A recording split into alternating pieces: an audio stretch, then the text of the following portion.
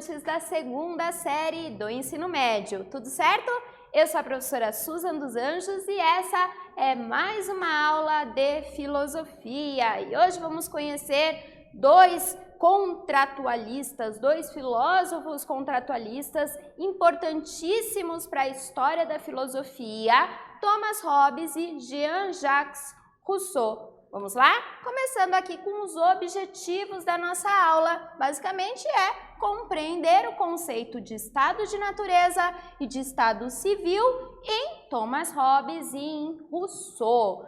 Quero começar já aqui com um desafio. Nós temos duas posições conflitantes e eu quero que vocês analisem e pensem qual dessas duas afirmações faz mais sentido para você e por quê? Vamos ver que posições são essas. Então, a primeira é a posição de acordo com a qual os seres humanos são naturalmente maus e a sociedade os controla. E a segunda é a ideia de que os seres humanos são naturalmente bons e a sociedade os perverte. E aí, para você, qual dessas duas faz mais sentido? Por que que você pensa nisso? Será que as pessoas são más por natureza? Elas são boas por natureza?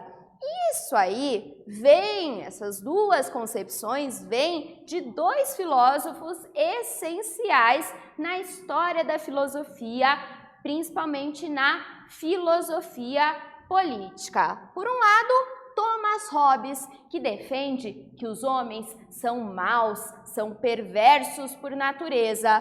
Por outro, Jean-Jacques Rousseau, que tem uma visão muito mais otimista com relação aos seres humanos. Para ele, os seres humanos são bons por natureza e é a sociedade que os corrompe. Interessante, né? Vamos conhecer melhor estes filósofos? Começando com o Thomas Hobbes. Então, vamos conhecer um pouco melhor a biografia, o pensamento de Thomas Hobbes, a vida deste filósofo e as suas principais ideias. Thomas Hobbes viveu entre 1588 e 1679. Nasceu em Westport, na Inglaterra. Com 14 anos, traduziu Medéia de Eurípides para versos latinos e com 15 anos foi para a Universidade de Oxford, onde aprendeu lógica aristotélica. Inclusive, Aristóteles é uma grande inspiração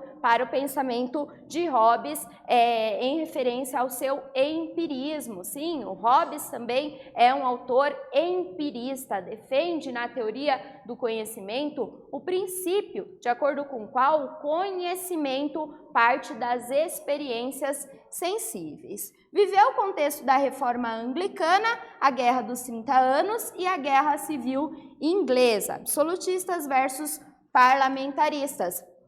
Então, o Hobbes tem aí vários conflitos políticos, revoluções, transformações, no pano de fundo das suas teorias sobre a política. Vivendo a política intensamente, Hobbes se coloca então a pensar sobre o papel do Estado a partir da necessidade de organização política dos homens. Hobbes foi influenciado pela física mecanicista de Galileu Galilei, onde todos os fenômenos são explicados por força e movimento.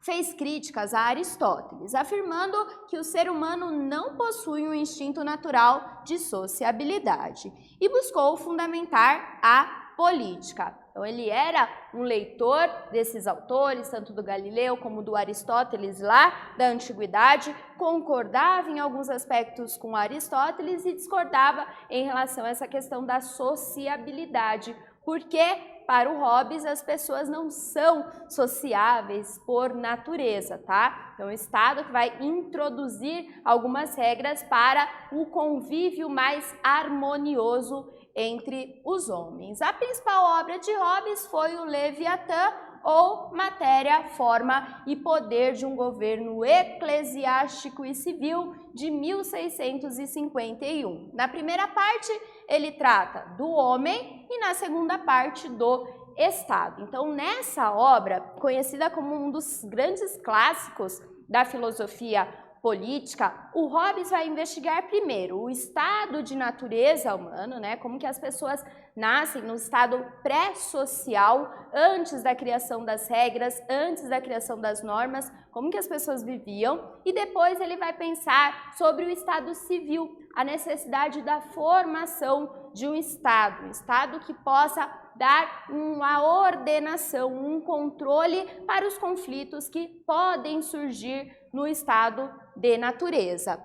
Aqui nós temos a imagem do frontispício da primeira edição do Leviatã de Thomas Hobbes, uma gravura de Abraham Bosse. Então, essa imagem que ficou mundialmente conhecida como representativa do Leviatã de Thomas Hobbes. Aliás, o que é exatamente esse Leviatã? Vocês já ouviram esse nome antes? Isso aí, esse conceito, essa ideia de Leviatã, vem tanto da mitologia fenícia como também da própria Bíblia, né? Então, o Leviatã é relatado na mitologia fenícia e também no Antigo Testamento, no livro de Jó.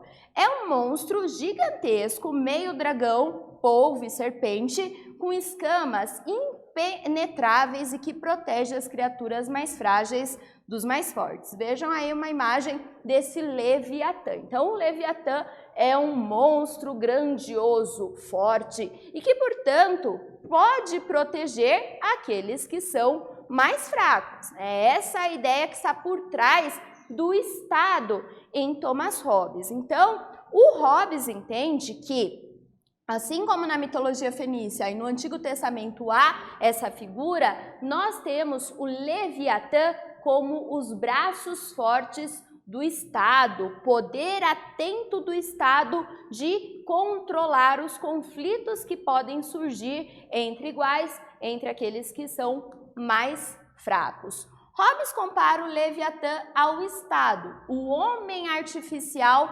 embora de maior estatura e força do que o homem natural, para cuja proteção e defesa foi projetado. Tá? Então, esse Leviatã, esse monstro terrível, seria o que a gente chama de Estado.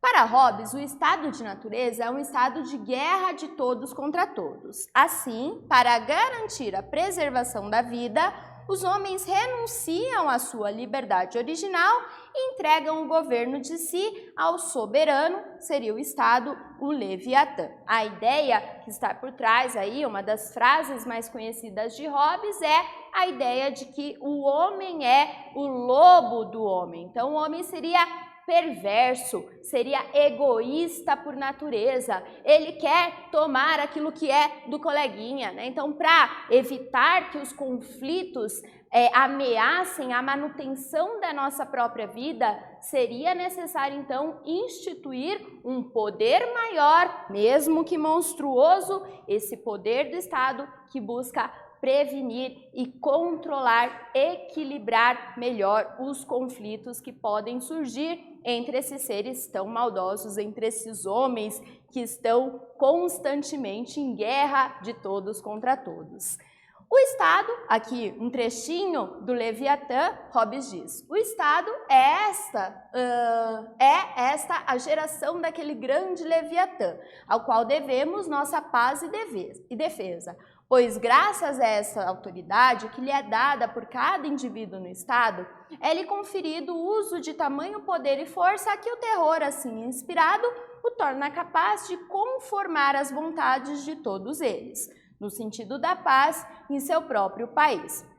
Então aqui ele já está afirmando justamente essa necessidade do Estado como esta instituição forte que vai preservar a vida e evitar esse conflito de todos contra todos, essa guerra de todos contra todos. O objetivo essencial do Leviatã, o Estado, é garantir a segurança, manter a paz e preservar a vida, direitos fundamentais que devem ser preservados, porque sem a vida nós não temos qualquer outro direito, né? Então, eu não posso pensar em propriedade, eu não posso pensar em liberdade se eu não tenho Primeiro, a preservação da minha segurança, da paz, da vida, certo? Então, essa instituição, o Estado, seria forjado no sentido de proteger esse direito fundamental à vida, preservar a vida para que outros direitos possam surgir. O Leviatã é, então, base, esse livro é base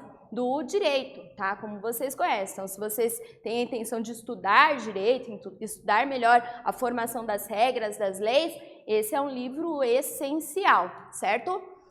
Vamos fazer essa atividade? Então, pensando aí agora um pouco o símbolo ali, o brasão de armas do estado do Paraná, a partir da obra Leviatã, de Thomas Hobbes. No brasão de armas do estado do Paraná, temos a figura da arpia, uma das maiores aves de rapina do mundo. Essa figura que aparece no alto do brasão.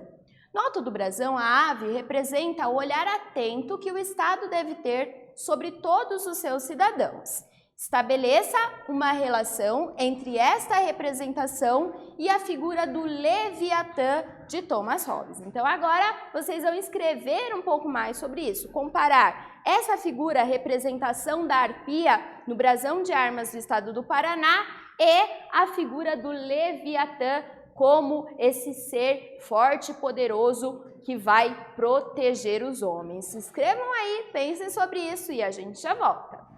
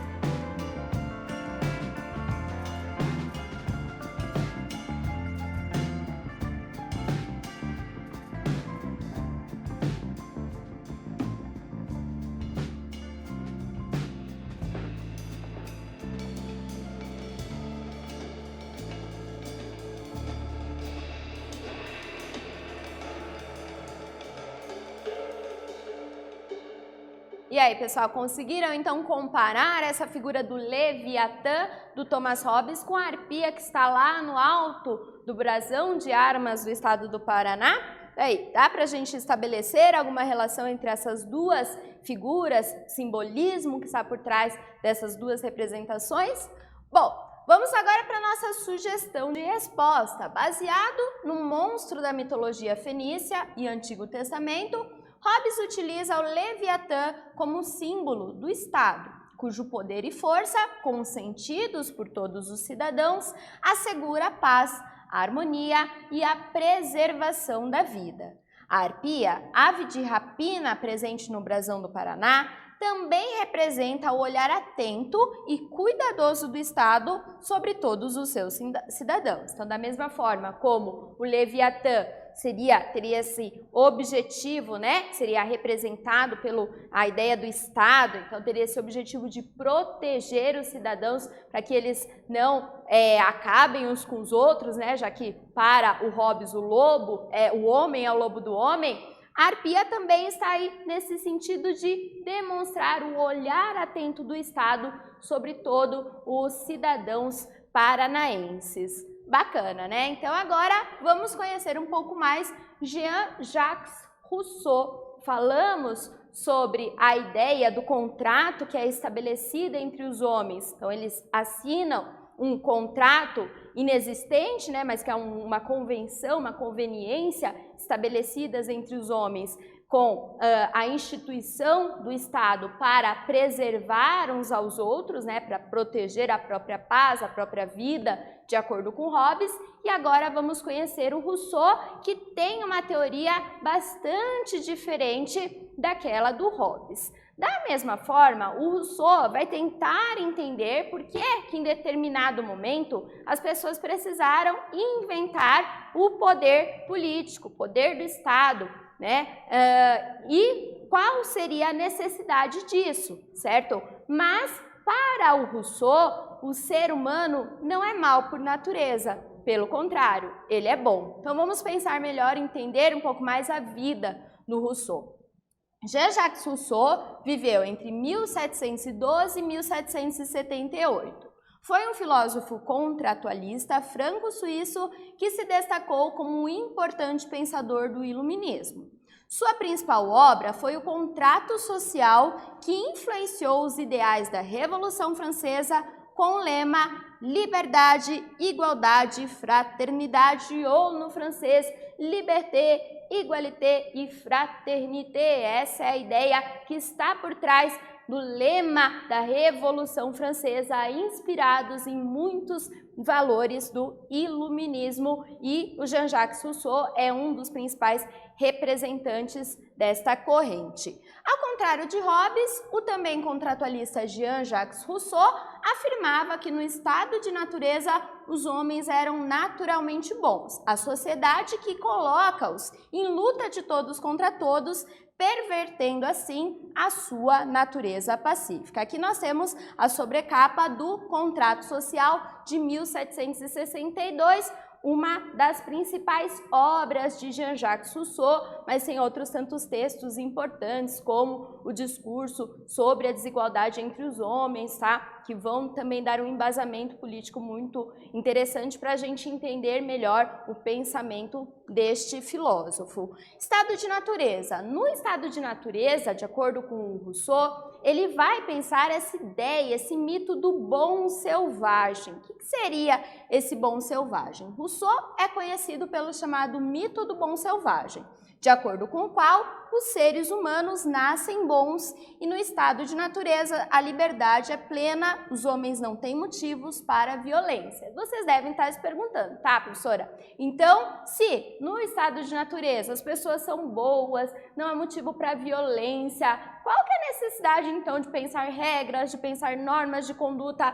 Tem motivo para isso? Tem um porquê? Sim, tem um porquê. Porque em determinado momento os homens inventam a propriedade privada. A partir do momento em que há propriedade privada, existe também a necessidade de criar certas regras de convivência, porque a própria sociedade acaba corrompendo este bom selvagem do seu estado de natureza.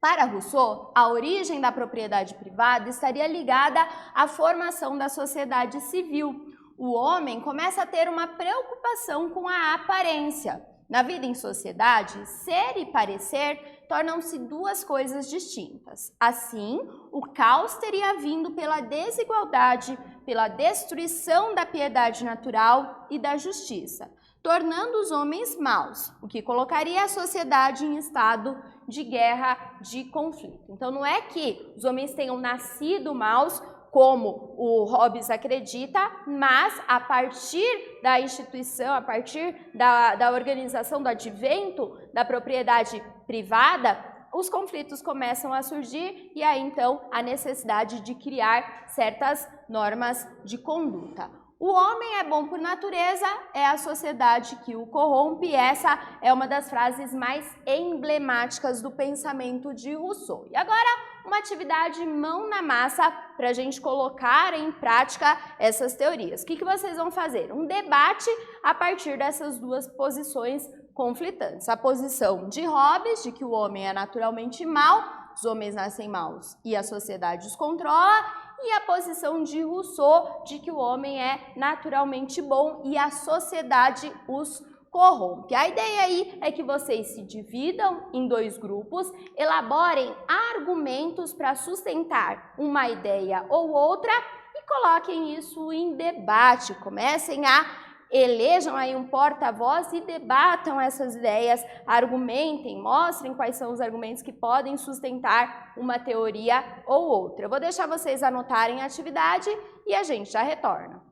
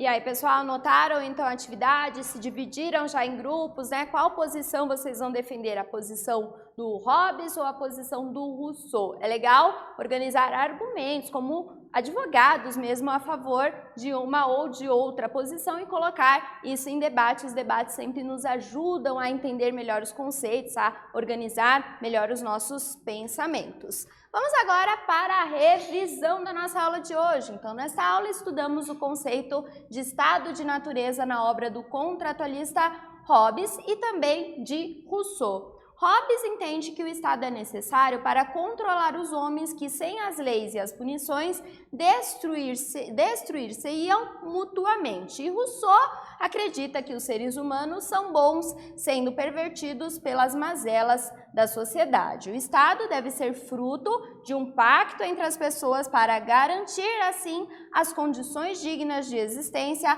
para todos mediante um contrato social. A ideia de que o homem é bom e a sociedade aqui o corrompe. É isso, pessoal. Então, são duas teorias bem interessantes aí para vocês pensarem, analisarem sobre o contratualismo. Eu espero que vocês tenham gostado, tenham aproveitado essa aula de hoje e a gente se encontra numa próxima. Tchau, tchau!